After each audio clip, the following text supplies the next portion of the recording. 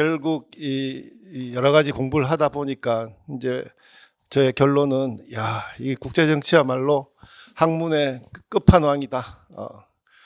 인간의 생존과 욕망, 그리고 그것을 똑같이 닮은 국가의 생존과 국가의 권력 욕심, 그리고 이제 그 국가들이 존재하는 그 무정부적인 국제사회에서의 어떤 갈등 관계, 이런 것들을 소화해내려면 정치 철학뿐만이 아니라 여러 가지 뭐 역사사회학, 심리학, 행정학, 법학 이런 것들을 망라하는 모든 학문의 이제 끝판왕이다 하는 그런 결론을 갖고 있습니다. 이제 뭐 저만의 생각일 수도 있습니다만은 그만큼 다들 이제 국제 정치는 국내 정치의 반대, 그리고 이제 국내 정치의 영향으로 국제 정치가 이제 이루어진다고 쉽게 생각하는데 절대 그렇지 않습니다. 지나긴 그 인류의 역사 속에서 그 우리가 뺄 수 없는 요인은 그 역사 갈등 속에서 있었던 어떤 전쟁의 역사인데, 그런 역사가 반영하는 현실이 지금 21세기에도 그대로 반영되고 있는 국제 정치만의 독특한 영역이 존재합니다.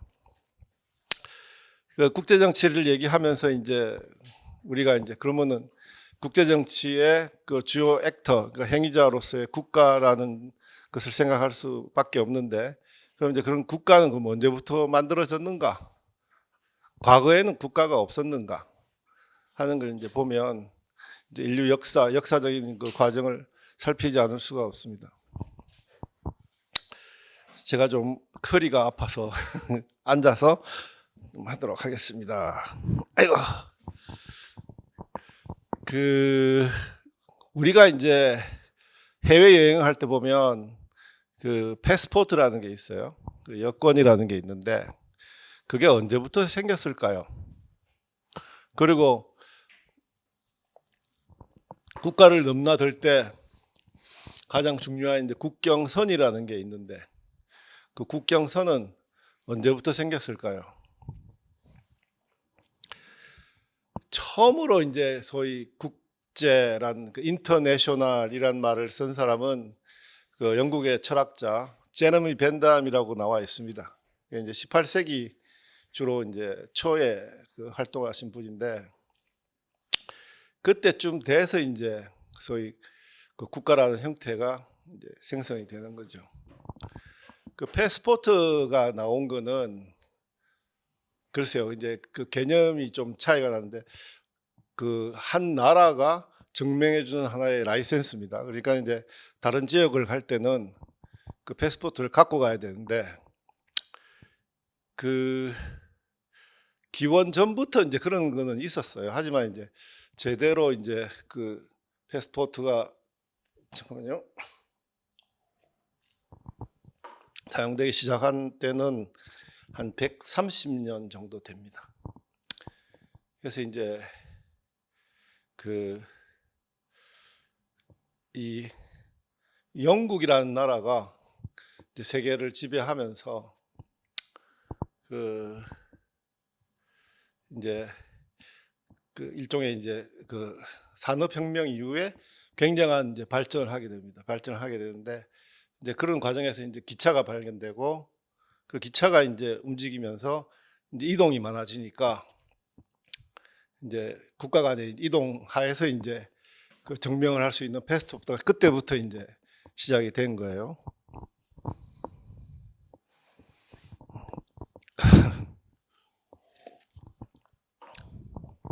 그래서 이제 패스포트의 역사는 한 130년 됩니다. 그리고 이제 국경선은 그러면 이제 언제부터 이제 그가 있을까요? 근데 그건 또 굉장히 오래됩니다. 오래되는데 그 옛날에는 이제 국경선이라는 것이 그냥 굉장히 상징적이었습니다. 그러니까는 뭐 고대 삼국 시대도 있고 이런저런 이제 국가들이 이제 아시아도 그렇고 유럽도 그렇고 그렇게 이제 생성이 됐을 때가 있는데, 사실 제국이라는 것은 당시에 이제 말을 타고 달려서 하루 종일 갈 수 있는 거리, 그게 이제 한 300km 됩니다. 300km. 그 300km 정도 관리할 수 있는 그 국가적인 영역을, 능력을 갖고 있으면 그냥 제국이라 그랬어요. 그러니까 이제 만약에 이제 한반도 같은 경우에도 상당히 그 300km가 넘으니까 뭐 제국일 수도 있고, 뭐 중국 같은 경우는 이거는 뭐 제국을 넘어서 엄청난 이제 그 대륙 국가를 이제 형성하는 거죠. 근데 이제 그러니까 왕이 혼자서는 못 다스리고 그 황제 밑에 제후가 있고 제후 밑에 이제 가신이 있어가지고 그렇게 이제 해서 이제 그 큰 지역이 이제 다스려지는 그런 겁니다. 그러니까 그 사이에서는 무슨 어떤 우리가 지금 생각하는 행정적인 어떤 국경선이나 뭐 우리가 얘기하는 이제 국경을 넘어가는 패스포트 이런 것이 없습니다. 그러니까 이제 거기서 살고 있는 사람들이 자기 삶을 필요로 해서 이제 다니면은 그냥 다니는 거예요. 그러니까 이제 지금 우리가 현대 살고 있는 우리 이 시대가 굉장히 그 착각을 하는 것 중에 하나가 뭐냐면 일종의 착시 현상인데, 우리는 이제 이미 이제 18세기 이후에 이제 그 프랑스 혁명 이후에 이제 근대 국가가 형성이 돼서 이런저런 이제 영미식의 근대 국가가 있고 프랑스적인 근대 국가가 있고 독일적인 그런 근대 국가가 이제 다 나왔습니다. 나왔는데 우리가 살고 있는 시대를 똑같이 이제 생각을 해서 그 고대를 유출을 하는 거예요. 고대에도 우리와 똑같은 그런 어떤 의식을 가진 사람들이 살았고 국가가 있었고 국가 간에 그런 어떤 그 관계들이 이제 성립이 됐다고들 이제 생각하는 착시 현상이 있는 거죠.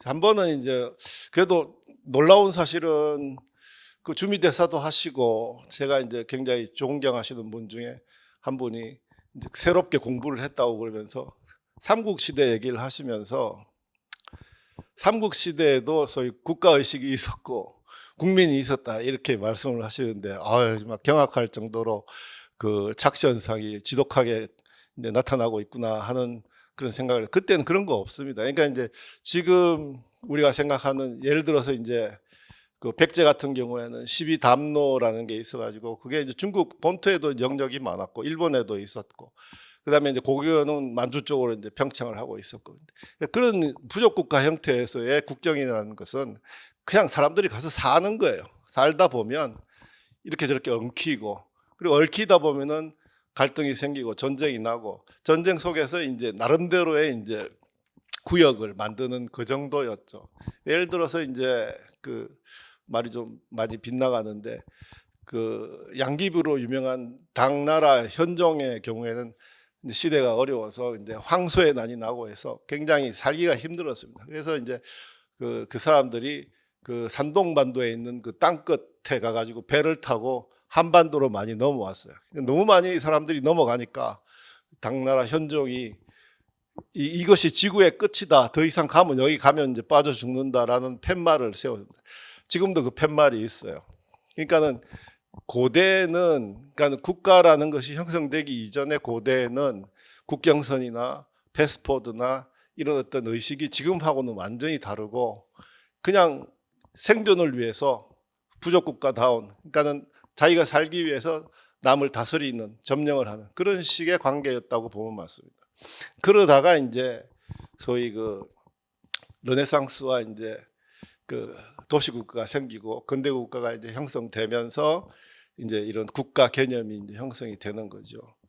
그러니까 이제 그 16세기 정도만 하더라도 소위 국경선을 갖고 있는 지역이 이제 지구 전체로 보면 거의 한 15% 20%도 안 됐어요. 그러니까 이제 16세기조차도 사람들이 이제 넘나드는 과정이 뭐 지금처럼 우리가 뭐 이렇게 이미그레이션 포스트를 지나가 가지고 뭐 패스포트를 내고 하는 그런 게 전혀 없고 그냥 가서 사는 겁니다. 그리고 이제 뭐 그러다 보면 이제 세력 다툼에 의해 가지고 이것저것 이제 그 국가 간의 이제 경계가 이제 조금씩 이제 생기는데, 그러면 이제 이쪽 걸리면은 저쪽에다 세금 내면 되고 저쪽 걸리면은 저쪽에다 세금을 내면 되고 아니면은 또 살기 힘들면 다른 지역으로 가고 하는 건데 그런 어떤 상관관계였죠. 그래서 이제 그게 이제 국제 정치가 갖고 있는 어떤 인류사와 함께하는 역사적인 과정인데, 저는 이제 처음에 그 국제 정치학을 공부하기 위해서 이제 영국을 갔더니 그 제가 소속돼 있는 칼리지에는 그 정치학과가 디파트먼트 오브 폴리티컬 사이언스였어요. 사이언스였는데 그 칼리지 전체를 총괄하는 유니버시티에서는 그게 정치학을 폴리티컬 사이언스라 하지 않고 폴리틱스라 하고 그 소속된 과는 역사학과였어요. 히스토리였단 말이에요. 그러니까 이제 그 정치라는 것 자체가 과학하고 연결될 수 있다는 거에 대해서 굉장히 거리를 두고 있었어요.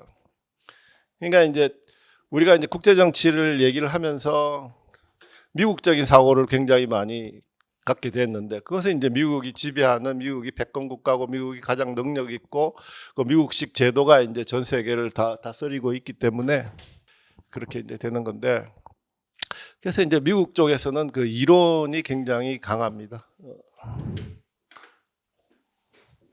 이론이 강해서 그 국제 정치가 당면하는, 국제사회가 당면하는 당대의 소위 갈등, 협력 또는 이런저런 관계를 그 현상을 설명할 수 있는 이론들을 많이 냅니다. 근데 그 이론들이 내면 그 이론들이 이제 인기가 있고, 그러면 이제 이론을 만들어낸 이제 이론 정치학자들은 상당히 명예와 부를 누릴 수 있는 그런 관계가 되죠. 근데 이제 영국 쪽에서는 그걸 굉장히 경계를 합니다. 그래서 이제 영국 쪽에서도 이제 그걸 이제 무시할 수 없으니까 이제 이런 책이 나왔는데, 역사적 이해와 과학적 설명으로 보는 국제 관계라는 이제 얘기를 하면서 이제 미국적인 어떤 그 이론적인 베이스를 따라가려고 노력을 했는데, 사실 그렇지 않습니다. 그러니까 이제 우리가 쓰고 있는 그 지금 내가 얘기하는 이 모든 말에 대한 그 어떤 어원, 이런 것들은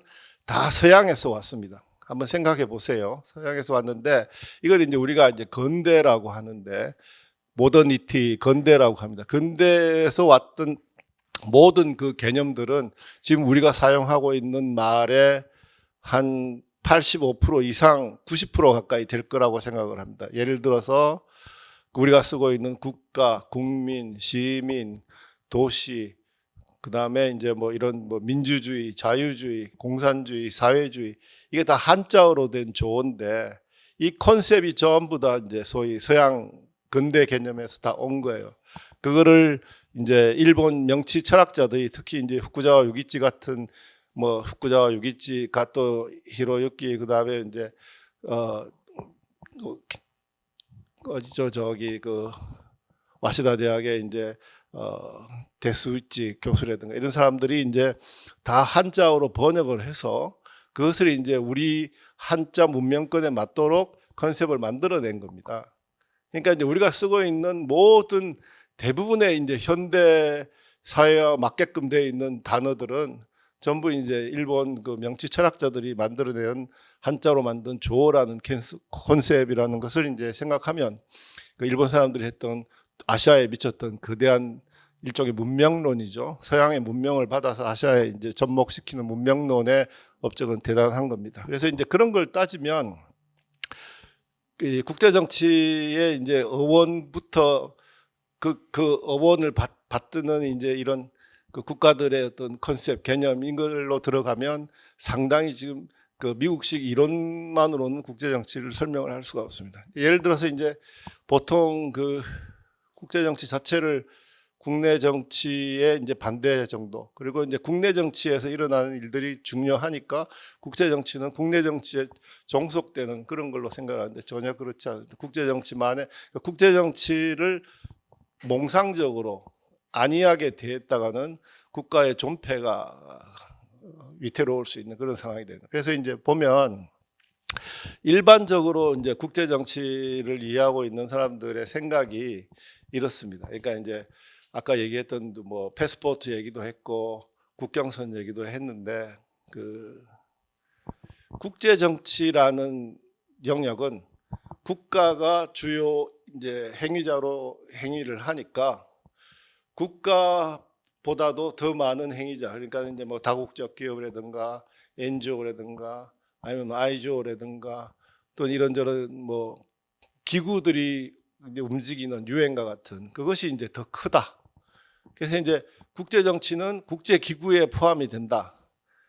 그리고 이제 그런 어떤 국제 기구 플러스 이제 뭐 어떤 국가 간의 조약이라든가 또는 이제 국가 간의 무슨 뭐 진영 논리라든가 그다음에 이런 저런 그 정치적 선언 이런 것들이 이제 또 기구 위에 더 많은 영역을 차지하니까 그것은 이제 좀 어려운 얘기인데 레짐이라고 합니다. 국제 레짐. 그게 더 크다.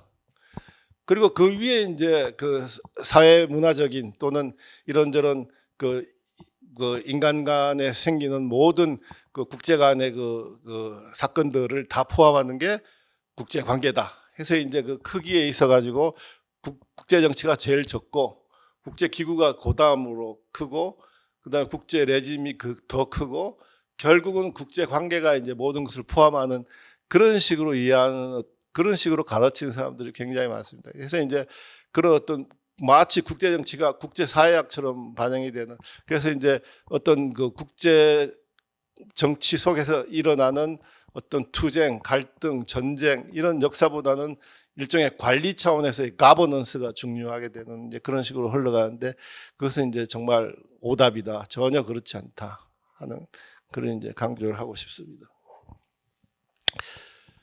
그 예를 들어서 이제 조금 더 설명을 하면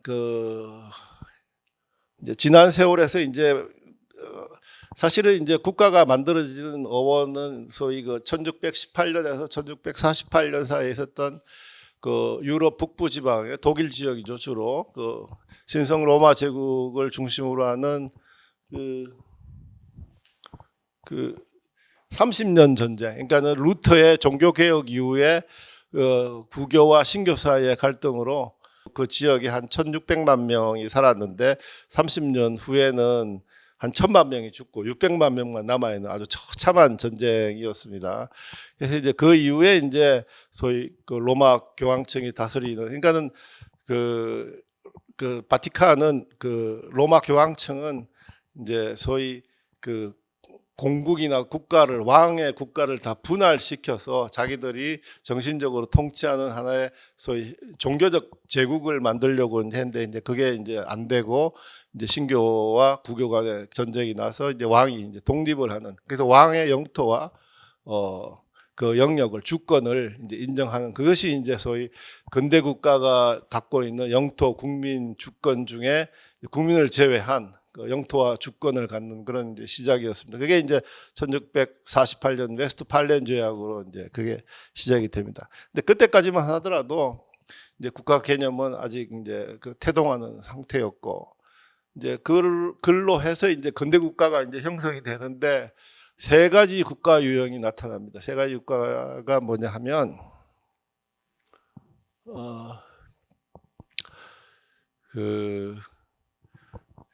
왕이 다스리는 나라가 전근대 국가입니다. 전근대 국가. 그게 뭐냐면은 권력이 소위 그 개인에게 그 귀속되어 있는 그런 이제 상태죠. 근데 이제 근대 국가는 뭐냐 하면은 권력이 왕이 주인이 아니라 국민이 주인이 되는. 그래서 이제 주권이 국민에게 있는 그런 이제 관계가 됩니다. 그러니까 이제 전근대 국가와 근대 국가를 한마디로 이제 딱 갈라서 얘기해보라 그러면은 그거는 이제 법치입니다. 그러니까 이제 뭐 왕이 다스리는 나라도 이제 법치가 있었죠. 그 뭐냐면은 왕에 의한 법이에요. 그러니까 이제 rule by king이죠. 그러니까 킹의 왕이 다스리기 위해서 왕이 법을 만드는 겁니다.